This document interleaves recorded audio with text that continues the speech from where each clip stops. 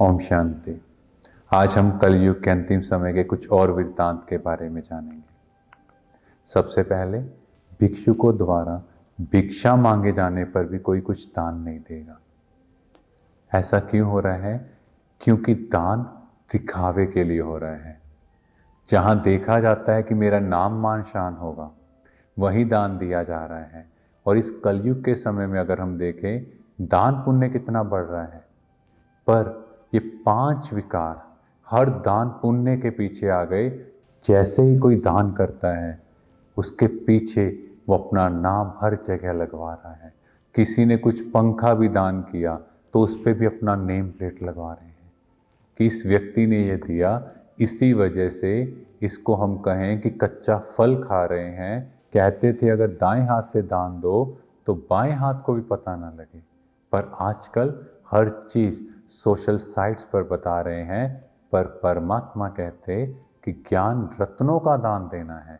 क्योंकि अगर हम किसी भूखे को भोजन खिलाएंगे, 1 टाइम, 2 टाइम, 3 टाइम, 7 दिन, 10 दिन, कितने दिन खिलाएंगे, पर अगर उसे हम ज्ञान रतन दें, उसे उसकी लाइफ की वैल्यू समझाएं, उसमें दैवी संस्कार डालें, तो वो समझ जाएगा। मांगने से मरना भला, अपने हाथ से कुछ ना कुछ तो करेगा।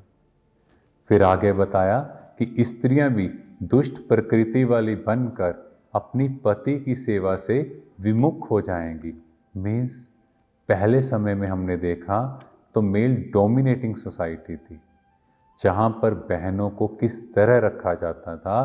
पर आजकल देखो हालत क्या हो गई है। बहनें आगे बढ़ रही हैं, पर आपस की लड़ाई में देखो कैसे बिहेव कर रहे हैं। घर में भोजन तक नहीं बन रहा। एक तरफ देखो जहां बहनों को पैरों में रखा जा रहा था, और एक तरफ अब देखो जहां पर बोलने की भी शर्म नहीं रही।